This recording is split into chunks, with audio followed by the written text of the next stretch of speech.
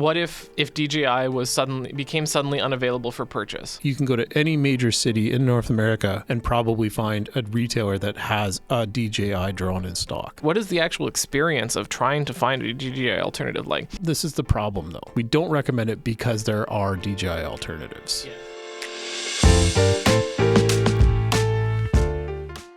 In today's episode of the Coastal Drone Podcast, we are going to look at some of the DJI alternatives and some of the challenges you might find with trying to shop for DJI alternatives.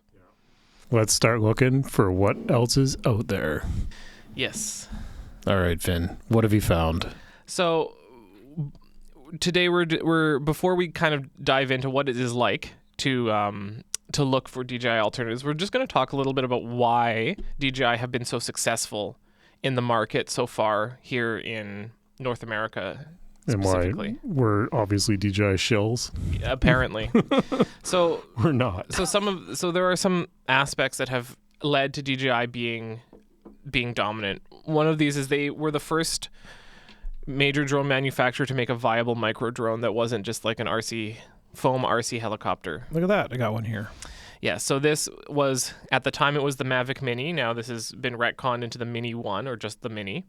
And it was the first, when Transport Canada made the regulations, they drew the line at 250 grams. When they drew this line, they were thinking that most drones under 250 grams would be like a foam helicopter or like almost something that is more like a toy. Yeah, $30 special, right? Exactly. Those little nano drones that you get at London Drugs for $30, which are great drones, but they're toys. And then very swiftly after, DJI came out with this at 249 grams, basically a scaled down version of the Mavic series. And that really put some jet fuel onto them. At the time when this came out, what was it, 2018, 2019. So at the time there was other drone manufacturers that were more readily available, and I would say that in the consumer space they probably hadn't Well, let's put it into some off the cuff context, right? So 2018, 2019, I can't remember the year right now, and will dub me or whatever, but the existing marketplace at the time was the Mavic 2 Pro, which was like $3,000 or something around that price point, especially if you think about inflation. The Mavic Air, the original Mavic Air, which was still like an $800 or $900 to $1,000 drone. And the Mavic Pro 1 Platinum was still on the market at about $1,800. Like it was, because I was going through old phone pictures the other day, and I'm like, I have a ton of pictures around that time of like different drones at different prices because I was shopping for a drone, and also other brands we'll talk about that are probably dead now, but there wasn't a good affordable option. You had the Phantom 4, the Mavic 2 Pro, and the Air, and then also the Tello. The Tello was the only sub 250 gram drone option out there, and that we have one. It still sort of flies, but the battery's a bit kind of squishy now. So. It doesn't fit in the drone because the battery has expanded so much. Okay, then so it doesn't fly anymore. We should probably get another battery or get rid of that battery. We don't want to test our insurance. But anyway, the Tello was a 110, 115 gram drone. It ran only on Wi-Fi, and it ran a fixed camera. It didn't even have gimbal or any stabilization. No, and it was for indoor use. It's just like that. The Neo is the replacement for the Tello in a lot of sense, but it was $200 and something at the time. Like it was relatively expensive and arguably terrible as a camera or as a flying camera. Mm-hmm. But then this thing comes out, and it honestly, in hindsight, if Transport Canada knew that they could make this, they would have drawn the line somewhere else for micro drones. Yeah, and I haven't really thought a lot about that. Like, is that the reason that they chose that price point? Because it was Canada, Japan at the time, I think, Europe. But it wasn't necessarily like in the U.S. it was a registration thing. Mm-hmm. The laws still apply, but you just didn't need to register, so you save $5. Yeah, not big deal. But the weight class, obviously, like you said, it was a toy. 249 grams was a toy. But then this thing comes out, and because DJI were kind of the first ones there, that gave them a huge advantage in the market. And then we were talking about things that are more expensive. So in terms of affordability, DJI drones compared to other manufacturers tend to be a little bit more affordable. DJI was also their flight controls. Maybe not so much like in 2024, but in 2020, DJI's flight controls were head and shoulders above anything that any other manufacturer could come out with. DJI also offers the greatest selection of aircraft: micro drones, FPV drones, consumer drones, prosumer drones, enterprise drones. They have the greatest breadth of different aircraft. So pretty much in every vertical.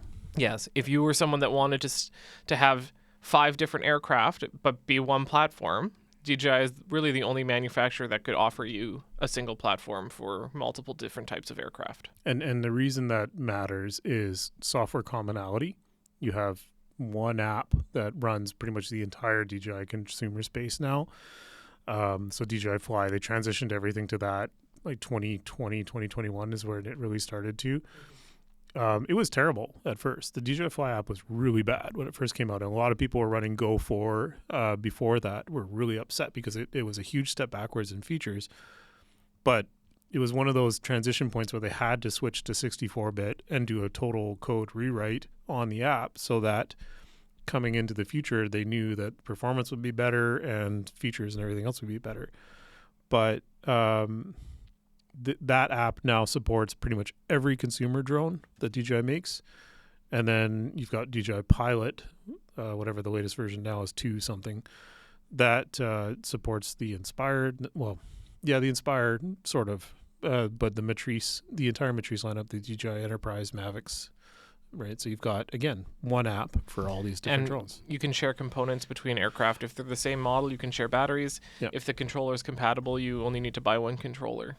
Yeah, so there's it gets into what I was talking with you about yesterday is, and it's on here is the retail momentum, right? Mm-hmm. So you can go to any retailer in you can go to any major city in North America and probably find a retailer that has a DJI drone in stock. Yeah, you could walk into the Best Buy in some small town where the Best Buy is the only electronics retailer for 100 kilometers around and buy a Mini 3. Yeah, well, and let's be realistic. Like you go to the oil field, right? You go to Grand Prairie and you need a drone to go and do a well site survey or something. Like you bring this custom platform and it fails, or your main drone fails, you can go to Grand Prairie, London Drugs, or Best Buy or other retailers, and they probably have a micro drone in stock, let alone they might have a full-size drone in stock. Yeah. We're seeing less of that. We're definitely seeing less 250 gram and up drones, but like you might see an error, but the retailers are definitely shifting to micros, and I'm seeing more Avatas and Neos in stock than Mavics. I was in Best Buy the other day, and they had a Mini 4, they had a Neo. Yeah. That was it. It was the Best Buy at Richmond Lansdowne. Yeah, and it's the reality of it is like that's a $2,000 drone, right? So that's a lot of cost to keep on the shelves. Mm-hmm. So. But they're the ones that are in the stores, so we might circle back on another manufacturer that we thought they could have put their aircraft in the stores, and it was never in the stores. So I would like you to consider a scenario. So this is like we're gonna kind of go through the process of researching. So for it's a little bit of inside baseball, when we decided to talk about this topic, what I did is yesterday I sat down for about 4 hours and just researched drone alternatives. And this was my experience of researching drone alternatives. So let's say... It wasn't pleasant. No. Let's say you're in charge of a medium-sized construction company and you're looking to order 3 to 5 drones for site monitoring. Like you're starting a drone program and you're like, okay, I want 3 to 5 aircraft for my site monitoring. Yeah. Original plan, DJI Mavic 3 Enterprise. Yeah, something that you could run automated software on, potentially, or the dock, maybe. Yes. Here is the purchase experience of the Mavic 3 Enterprise. So you go to the website, you click on the one you want, and then you click Add to Cart. Yeah. It says at the bottom when it is expected to arrive at your house. Arrival, November 20th. November 20th. So we're filming this on November 13th. I took this screenshot yesterday on November 12th, so that's 8 days. Yeah. From China, probably. Yeah, eight days to if you were ordering it from somewhere else. Yeah. So that's pretty quick. So let's say now, while you're in the process of acquiring these aircraft, DJI aircraft become available for some reason. If you follow unavailable. Yes. Sorry. I didn't mean to trip you up. That's not fair. So let's say that DJI aircraft become unavailable for some reason. If you've been following political news in the United States, you might be aware that there have been issues with sourcing DJI aircraft. We're not really we've discussed it on our weekly drone news. You can go take a look at that if you want to hear a little bit of discussion, but we're not talking about the why this is becoming unavailable. Well, politics, like the landscape's going to shift. Yes. And there is more concern now than 2 months ago that bans or tariffs are going to be to the point where this is a real discussion that we need to start looking at. So now you're thinking, okay, you might need to do some research on some other aircraft. So as I mentioned yesterday, 4 hours I spent researching DJI alternatives. Here are some of the things that you are going to run into if you're researching DJI alternatives. Now, there are some examples. We're not trying to shame other companies or like call other companies out. No, I think we're trying to look at opportunities for improvement. Yes. Yeah. So one of the things that you'll find, we call these internally in Coastal, we call these the Amazon Special. This is the drone that's normally $100 to $200 that you can get for cheap. And these are kind of like stocking stuffer drones. So retailers will throw these into the marketplace to bolster their inventory or to bolster their sense of selection. I think there's a bit of a strategy to why these products exist in order to elevate the not higher margin, but higher volume products, because these ones probably have high margin but low volume because they're not great. The high volume stuff like DJI, for example, or Apple or other brand like Samsung or major brands, some of them will have margin, but most of them will be more just volume dollars. I mean, there's the famous story about how Sony loses money on every PlayStation sale. Yeah, because of the software side of it, for sure. Yeah, and but they make money on every game that they sell. So if you buy a PlayStation and then one game, you've shown Sony. Well, it's the same with Xbox, right? You buy an Xbox and then you buy the subscription for $30 a month for the rest of your ownership cycle of that thing. You've paid for it over. Anyways, these types of drones, we do not recommend that you. Sometimes people ask us, what's a good beginner drone? I saw one on Amazon. I saw one on Best Buy for around $100. Would you recommend this one? Yeah. So we don't recommend it for professional use. No. Like, this is the context of what we're talking about here. So the context normally is I'm a new drone pilot. I want to learn on something. Right. Would you recommend this as a training drone? No. I would not recommend this as a training drone. The flight controls are not going to be very... So this is the problem, though. We don't recommend it because there are DJI alternatives. Yes. Right. There's a $200, give or take, Mini 4K, I think, is a current lowest cost micro drone option that you can get, which is basically a Mini 2 rebranded and updated. But that is currently available at $200 US. Yes. So that's why we don't recommend the $89 thing that's on screen, because it looks like it, but when you start looking at it closely, the flight control system is probably like low resolution. It's probably going to have wobbly control. It doesn't have a vision system, even a basic like downward firing vision system. So it's not going to hover in the same way. Most likely a drone like this, you will crash it within like an hour Seconds. of flying it. You will think, oh, drones aren't for me, but it is not your fault. Yeah. So the training wheels are off. Another thing you'll find, this drone is not available. So this is from the Autel website. They have this is their current model of enterprise level drone. It's the Evo 2 Pro. Right. V3 or whatever it's called. It's not got a very catchy name, but you'll see that there are six potential bundles on screen and 3 of them are sold out. I see them all are sold out. Oh no, sorry, save. Yeah, so one in the top left There's a user experience issue with this website, by the way. Yes. The one in the top left is nothing. The 2 on the bottom bottom left, bottom middle, it's save 17%, and then the other 3 are sold out. So if you were looking at getting the one with the RTK or the one on the top right, which is the one with the loudspeaker without the thermal camera, because the ones on the bottom are the ones with the thermal camera. If you were looking at getting that specific bundle, that bundle is not available. And you can see the one on the bottom, which is the one with the thermal camera, it's about double the price as the one on top. Yeah, that's understandable. Yeah. So if you were looking at just the RTK without thermal, you're hooped. The selection is just not as good in a retail environment. So this is a photo that I took at the BIC Camera in Akihabara. BIC Camera is one of Japan's largest electronics retailers. So it's a very similar experience in a BIC Camera to going into a Best Buy. There's still gaps on the shelf, though. And you can see these are all of the DJI products. They have a whole bank dedicated to DJI. And then in the back, you can see these are the non-DJIs. You can see all of the non-DJIs. These are mostly, I saw them marketed as like small security drones, but there was no real consumer level alternative to DJI at this retailer. They did have a Tello though, which was interesting, a Hollystone Tello. But if you were to walk, like, again, it's a very similar experience. You walk in here, you see every single DJI you could ever want.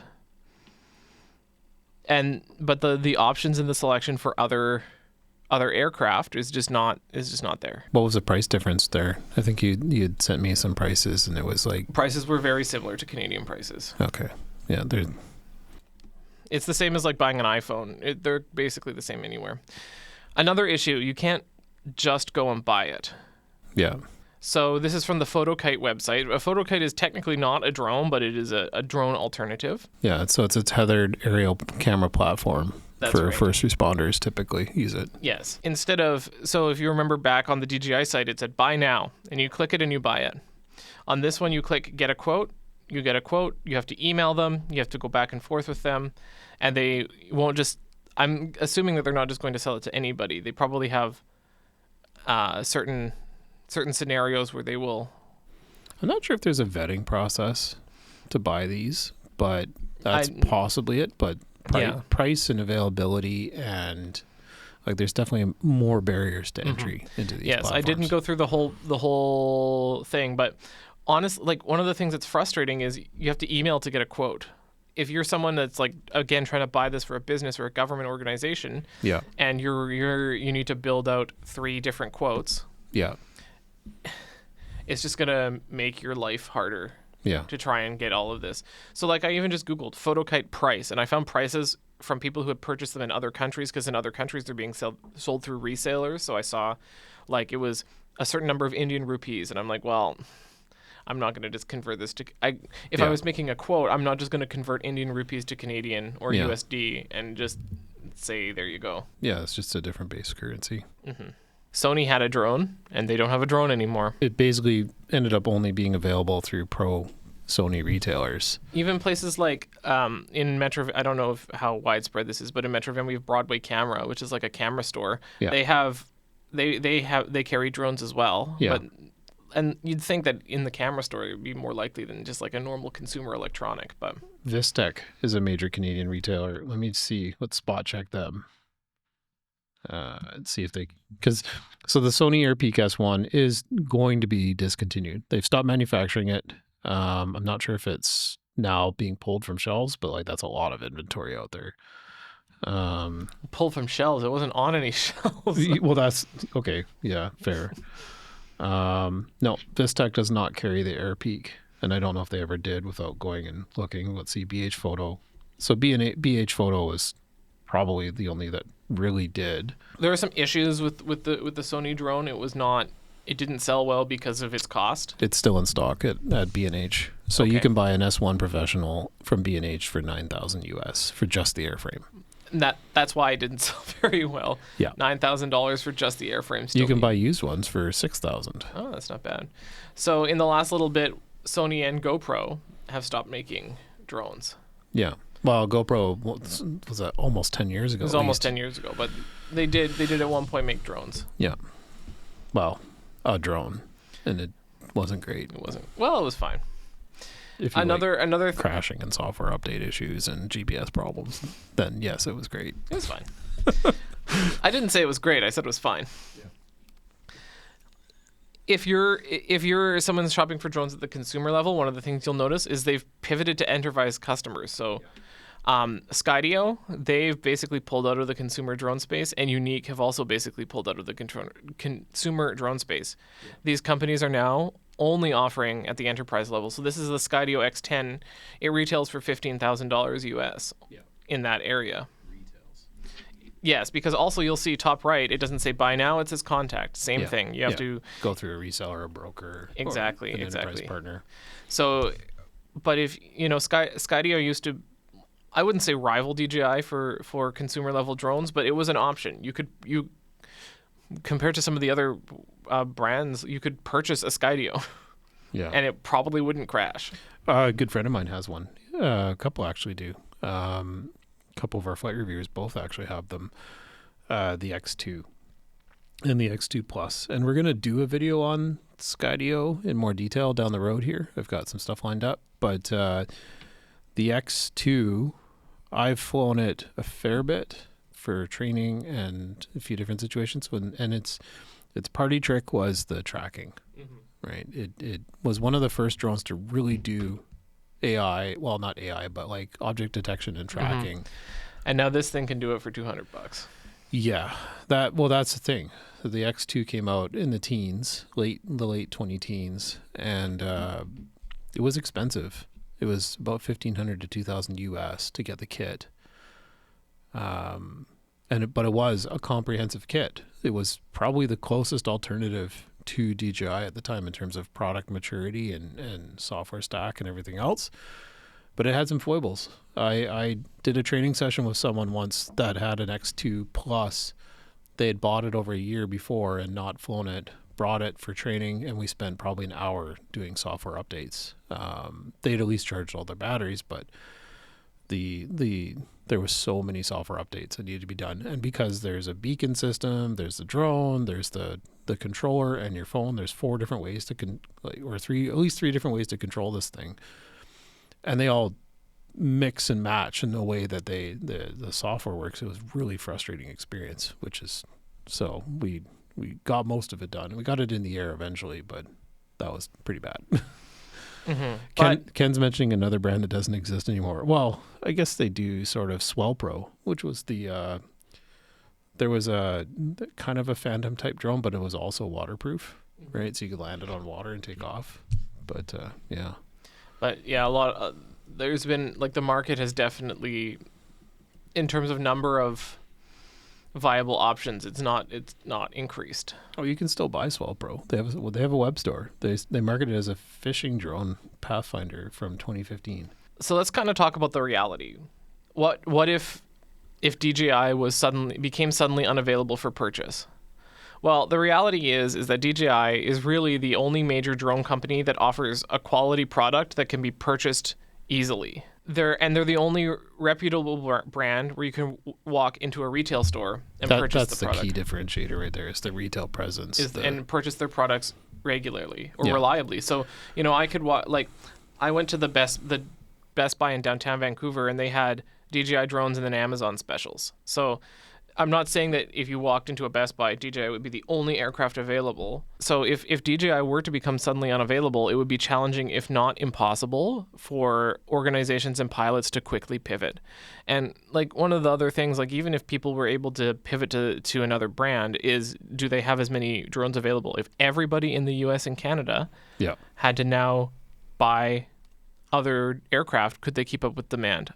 I would argue, my guess is that there would be major delays in people being able to actually get aircraft. The secondary market would just be insane. Absolutely. Yeah. And we're not just talking, there are two scenarios that could potentially happen.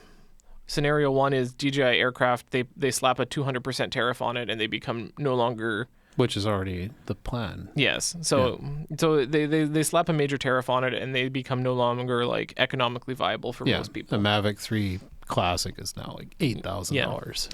Scenario two is that FCC ban goes through and then no DJI aircraft can even take off in the United States, period. Yeah. Which that would be the far worse scenario because Well, sorry, they won't. It won't be that they can't take off. That they won't be able to get licenses for the new products. The existing products will okay. still be usable until they just won't be able to import because they won't be able to get an FCC license for new products coming in. Okay, so Again, secondary market's going to explode exactly. because now your Mavic 3 is worth twice as much.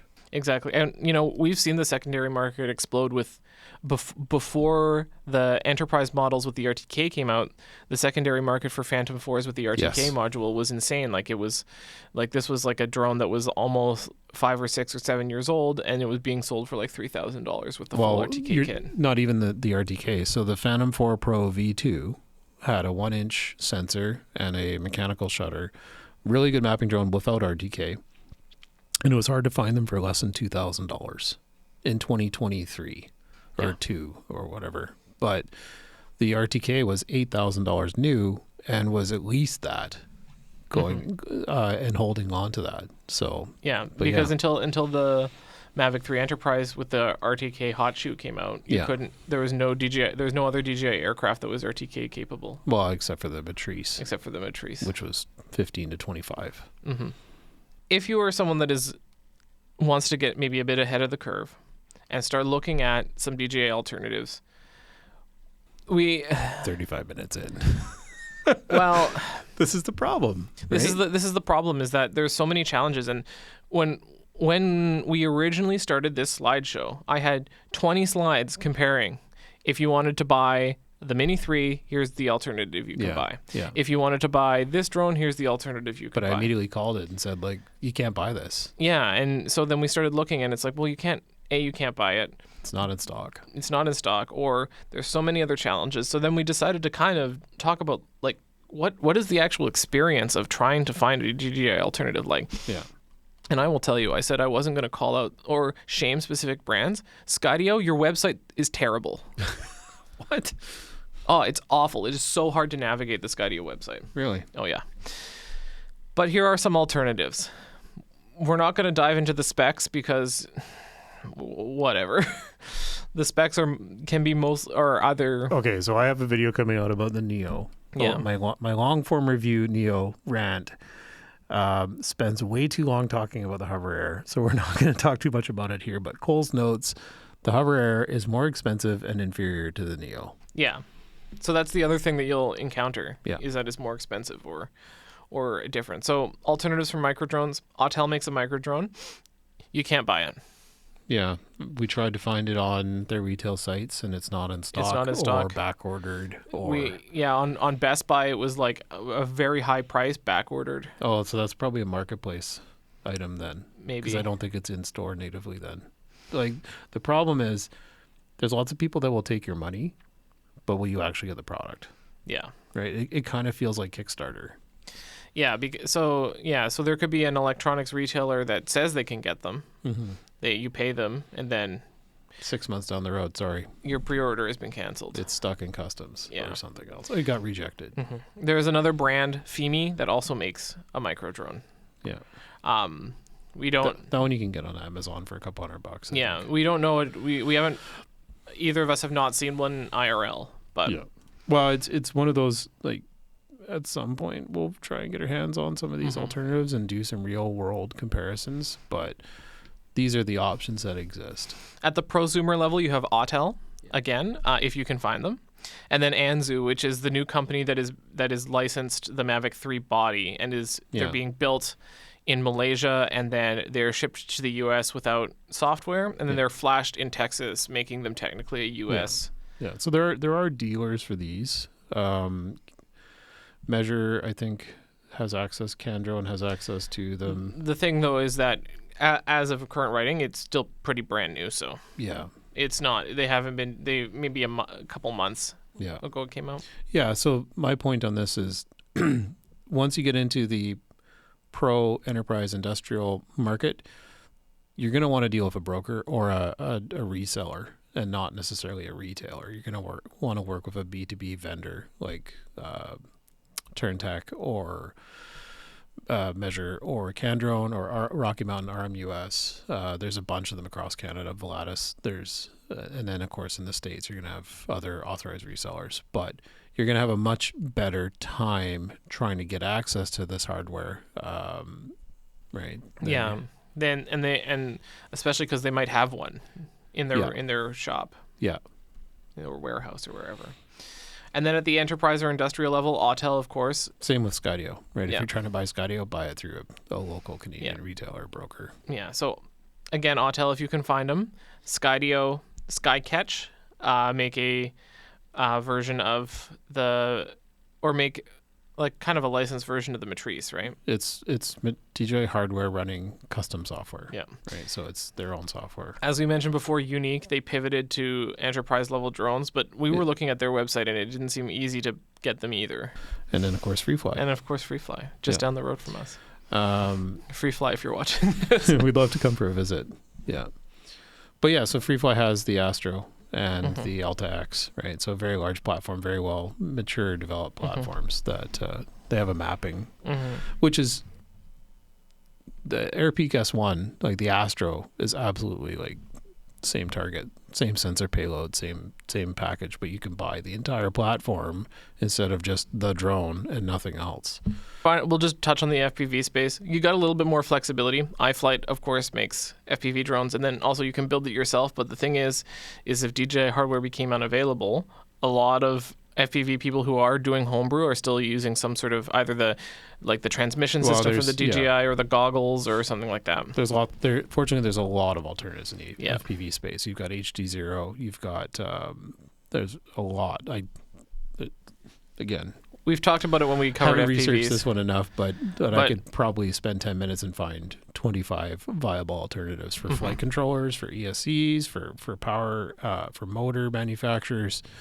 VTX video transmitters, right? There's digital and analog. There's so many other, and then the secondary market is huge because it's pretty mature. So less concerned there, other than the fact that innovation will suffer, because you look at what DJI does on the VTX side, and then you do see that kind of trickle down. Like DJI, I think, was the first to go digital, and then you start seeing more and more, and the latency keeps getting better and better. But yeah, so that's why we're only kind of briefly touching on FPV, because there is a more robust market. It's a market that has existed for a longer time. Yeah.